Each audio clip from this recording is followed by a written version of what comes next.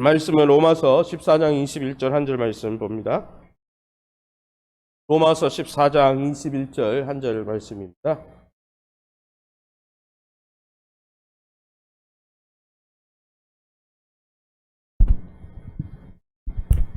로마서 14장 21절입니다. 함께 읽겠습니다. 같이 읽습니다. 고기도 먹지 아니하고 포도주도 마시지 아니하고 무엇이든지 내 형제로 꺼리끼게 하는 일을 아니함이 아름다우니라. 아멘.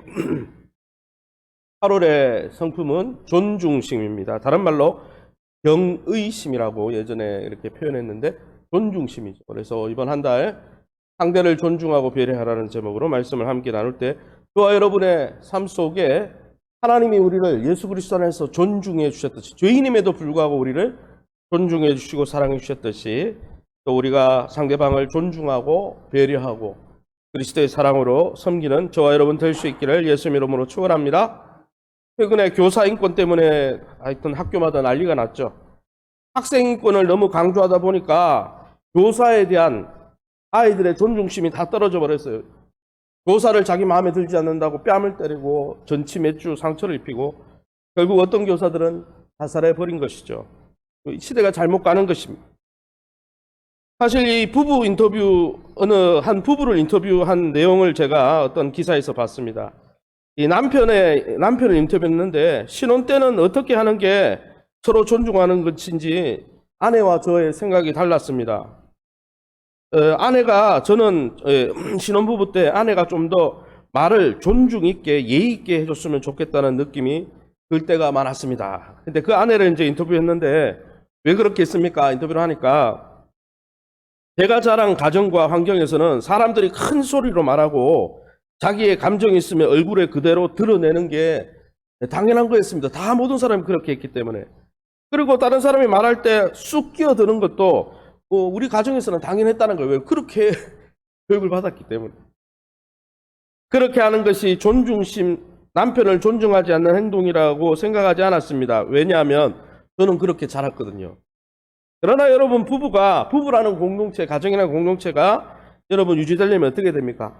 서로 예의와 존중을 갖추지 않으면 어떻게 됩니까?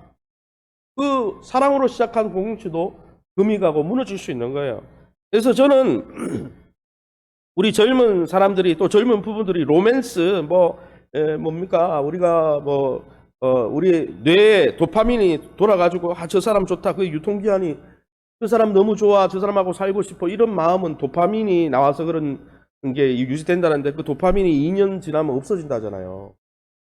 여러분 가정생활 잘하려면 서로에 대한 예의가 있어야 되는 거예요. 서로에 대한 존중이 있을 때 가정이 끝까지 가는 거예요. 막 반짝 있는 그런 감정적인 사랑을 얼마 가지 못하는 거예요.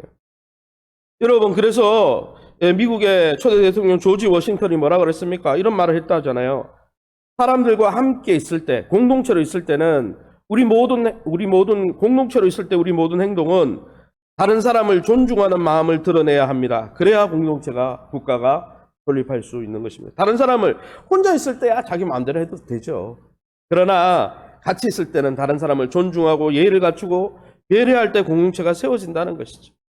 오늘 본문에도 보니까 뭐라고 되어 있습니까? 오늘 본문 다시 한번 읽어보겠습니다. 로마서 14장 21절 말씀입니다. 고기도 먹지 아니하고 포도주도 마시지 아니하고 무엇이든지 내 형제로 꺼리끼게 하는 일이 아니함이 아름다우니라. 이 본문에 보면 고린도 전후서에 고린도 교회에 있었던 문제와 비슷한 문제가 있었던 것 같아요. 당시에는 로마 황제에게 절하고 또 그 이방신들에게 절한 재물이 시장에 흘러나왔죠. 그러니까 이 고기가 우상에 절한 고기냐 아니냐. 사실 우상에 절했든 안 했든 여러분 신은 하나님 한 분밖에 없기 때문에 우상제물 먹는다고 그게 죄는 아니에요. 그죠? 그러나 어떻습니까?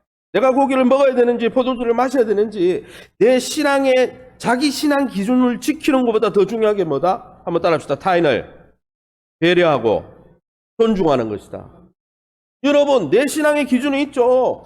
내 신앙의 경험이 있죠. 그러나 여러분 내 신앙의 기준으로 다른 사람을 판단할 것이 아니고 그 신앙의 기준을 내려놓고 타인을 배려하고 존중하는 게 사랑이고 그게 성령 충만이라는 거예요. 우리가 자칫 잘못하면 신앙생활 오래 하다 보면 기준이 많아져야 안 많아져요? 나름 많아지죠. 저도 뭐 이제 뭐 한 50년 생활하니까 저도 뭐 모태 신앙이니까 오래 뭐 기독교 전통에 오래 있지 않았겠습니까? 그럼 기준이 많잖아요. 그러나 그 기준보다 타인을 배려하고 세우기 위해서 내 기준을 내려놓는 게 신앙이라는 거예요. 자기를 부인하는 게 신앙이라는 거예요. 고기를 먹냐 안 먹냐, 그보다 믿음이 연약한 성도를 세워주는 것이, 그가 불편하지 않도록 세워주는 게, 배려하는 게 진짜 영성이 좋은 거예요. 그래서 존중심을 뭐라고 했습니까? 넘겨봅시다. 존중심의 반대가 무례한 거예요.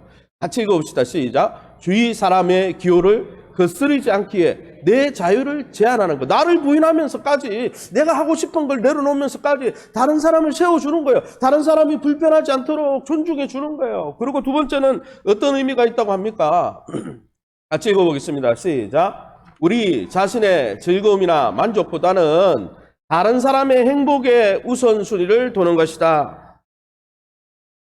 여러분, 고기를 먹으냐 마느냐, 포도주를 마시냐 마냐, 이거보다 내 행복과 내 기준보다 뭐요? 다른 사람이 행복해지고 다른 사람이 세워지고 거기에 마음을 두고 그렇게 행동하는 게 존중. 그러면 예의를 갖추고 존중한다는 거예요. 사랑하는 성도 여러분, 사랑은 무례히 행치 않는다 있어요. 다른 말로 사랑은 다른 사람을 존중하는 거예요. 내 기준보다 예수님의 십자가 보혈로 사신 그 형제를 더 존중해 주는 거, 그게 사랑이고 그게 성령 충만이에요. 기도 많이 하고 우리가 은사를 많이 받아도 아무리 그게 성령 충만이 아니고 다른 사람에게 무례하게 행동하고 자기 기준 내세워가지고 다른 사람의 마음을 상처를 주고 생채기를 주고, 그거는 성령 충만 아니래. 그거는 내 중심으로 살아가려고 하는 죄가 충만한 거예요. 제가 지난번 교회, 아주 큰 교회였잖아요. 10,000명 정도 되는 교회니까 교구가 15교구가 있었어요. 처음에 그 교회 부임했을 때 일입니다. 그 교구에 아주 열정이 많은 집사님이, 모 집사님이 있었어요. 이 집사님이 아무래도 제가 그때는 40이 좀 안 됐을 때니까, 30대 39에 그 교회를 갔으니까 30대 파릇파릇한, 또 그분은 한 50대 넘었을 때예요. 아이고 이제 뭐 목사님, 새파란 목사님 오니까 목사님이 뭐 열정은 많으셨어요. 일은 많이 하셨어요. 그런데 목사님이 연소하니까, 자기보다 나이가 어리고 부족하다고 생각하니까 항상 다른 사람의 면전에서 영적 리더십 무시하는 거예요. 저를 무시하고 경멸하고 일은 많이 하셔요.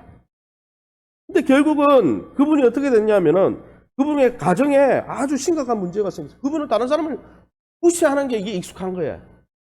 뭐 가정에서 그렇게 배웠는지 뭐 어떻게 했는지 모르겠지만 무시하는 게, 아주 자기가 일 열심히 하는 건 좋은데 무시하는 게 아주 상습적이에요. 그러다 보니까 그 가정에 문제가 생겨서 가정이 깨지고, 그 다음 연도에 목사님들이 그 교회는 추천을 하거든요. 여전도사님들이 없고 집사님이나 권사님을 세워서 무급 전도사로 같이 부목사님하고 뛰는 그런 구조였어요. 근데 아무도 그 사람을 안 받으려고 그러는 거예요. 소문이 난 거야. 저분은 목회자를 존중하지 않는 집사님이다. 결국은 그 교회를 떠나게 되더라고요. 왜요? 아무도 안 받아주는 거예요. 아무도 안 만나주는 거예요. 여러분, 교회와 하나님의 나라는 갑질하는 곳이 아니에요. 내가 무슨 직분이 있다, 내가 뭐 있다, 내가 신앙에 이 교회에서 오래 있었다, 그런 거로, 아니면 내가 어떤 뭐 신앙의 전통이 오래됐다, 그걸로 갑질하는 게 아닙니다. 서로 존중하는 것입니다. 할렐루야. 여러분, 세상이, 교회가, 아니면 이 나라가 내 기준대로 돌아가야 돼. 내 생각대로 돌아가야 돼. 학교도 내 기준, 학부모 내 기준대로 움직여야 돼. 그거 자기 중심성이에요. 그게 죄라는 거예요. 다른 사람하고 생각하지 않고, 여러분, 그 교사도 생각하지 않고, 다른 주변에 있는 사람들을 생각하지 않고, 나하고 내 자녀만 잘 되면 되고 내 기준대로 돌아가야 된다. 그게 여러분 자기 중심성이라는 거예요. 그게 죄라니까요. 아담과 하와가 왜 따먹었습니까? 다른 거 아무것도 생각 안 했어요. 하나님도 생각 안 하고 다 생각하고 내가 하나님 되면 되겠다. 내 한만 좋으면 돼. 이거는 그게 죄라니까요. 그게. 사랑하는 성도 여러분, 신앙생활은 영적 소비자가 되는 게 아니에요. 우리가 뭐 요즘은 안 그렇지만은 민원 전화를 받는 사람들, 그 아가씨들이나 이런 분들에게 옛날에 얼마나 폭언을 했습니까? 왜요? 내가 소비자인데, 소비자가 왕인데. 그러고 폭언하니까 그 사람들이 너무 상처가 되고 자살이 되니까 요즘은 법이 제정돼가지고 폭언하면 어떻게 돼요? 법적 조치 당하잖아요. 존중하지 않으면. 사회도 그런 거예요. 신앙생활은 그러기에 영적 소비자가 되는 게 아니에요. 교회 와가지고 내가 소비자니까 내가 왕이다. 그거 아닙니다. 나를 부인하고 다른 사람을 존중하는 게 신앙생활이에요. 할렐루야. 그러면 이렇게 서로 존중을 명하시는 하나님은 어떤 분이십니까? 오늘 시편 27편 1절입니다. 우리 같이 한번 읽어봅니다. 여호와는 나의 빛이요 나의 구원이시니 내가 누구를 두려워하리요. 여호와는 내 생명의 능력이시니 내가 누구를 무서워하리요. 여러분, 다윗이 내가 누구를 두려워하리요, 내가 누구를 무서워하리요. 아마 다윗이 왕이 되고 나서, 또 왕이 되기 전에도, 전이 아니죠, 왕이 되고 나서, 왕으로 선포되고 나서 이 사람은 왕이 될 사람이다 하고 나서 얼마나 많은 사람에게 거절당하고 경멸당하고 존중받지 못하고 많은 사람이 얼마나 적대적으로 다윗을 무례하게 행동했습니까? 심지어 장인 어른까지 아주 괄시를 해버렸잖아요. 그랬을 때 다윗이 이렇게 무례하게 행동하는, 존중해 주지 않는 아주 적대적인 세력에 경멸하고 조롱하는 사람들 둘러싸여 있을 때 다윗은 어떻게 했습니까? 어떻게 두려워하지 않을 수 있었습니까? 하나님이 나를 이런 두려움과 공포와 위험과 위협과 나를 거절하고 경멸하고 존중하지 않는 이런 사람들 속에서 나를 인도해 주시고 안전한 곳으로 빛 가운데로 인도해 주시고 나를 구원해 주시고 나를 지켜주신다. 이걸 믿었기 때문에 보복하지 않았다는 거예요. 보복하려고 그러면 사울이 굴에 들어와가지고 용변 볼 때 2번이나 그랬잖아요. 찔러 죽이면 되잖아요. 주변 사람들은 그랬어요. 보복하라고. 그러나 다윗은 그렇게 하지 않았어요. 사울이 자기를 경멸하고 막 자기를 죽이려고 하고 위협하고 무례히 행동했지만은 그가 똑같이 갚지 않았어요. 왜 그러냐면 하나님이 나를 안전한 대로 인도하시고 저 사울의 손에서 보호하시고 저 나를 경멸하고 무례히 행하는 저 사람들에게서 나를 인도하셔서 구원해 주시고 나의 생명의 능력이 되셔서 나를 지켜주실 거다. 이거 확신했기 때문에. 할렐루야. 저와 여러분이 이것을 확신하시기 바랍니다. 할렐루야. 시편 121편 5절에도 뭐라고 되어 있습니까? 같이 읽어봅니다. 시작. 여호와는 너를 지키시는 이시라. 여호와께서 내 오른쪽에서 내 그늘이 되시나니. 아멘. 이 본문에도 하나님을 다윗은 뭐라고 묘사하고 있습니까? 하나님은 우리의 주변을 우리가 거절당하고 경멸당하고 존중받지 못하고 무례하게 행동하는 사람들, 그래서 나를 막 업수 여기는 사람들 그 주변을, 내 주변을 가만히 지켜보시다가 어떻게 하시는 분이라고요? 나를 지켜주시는 분이라고 했어요. 하나님은 우리의 그늘이 된다는 말은 여러분 아주 떼약볕의 그늘은 뭡니까? 보호하시는 방패가 되어주신다.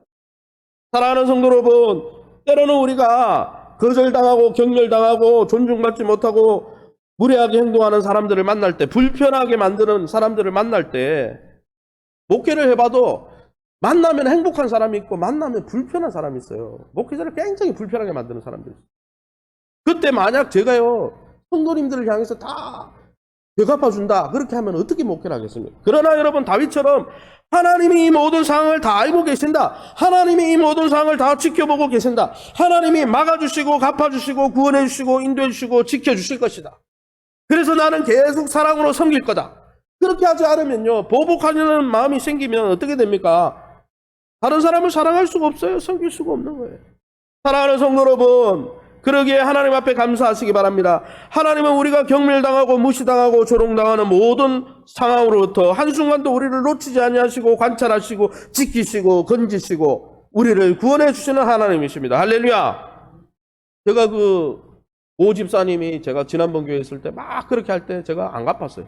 어느 목사님은 담임 목사님 방에 가서 삼자 대면을 하시더라고요. 그러니까 녹음을 하더라고요. 그러나 세상, 그 목사님 대단하다. 나보고도 그렇게 하래요. 억울한 거는 그래야 된다고. 나는 그랬어요. 하나님이 다 알고 계시는데 굳이 그럴 필요는 없다. 제가 억울한 일을 당하고 그 집사님 때문에 담임 목사님에게 2번 불려가도 참고 하나님 이 모든 거 다 아시지요?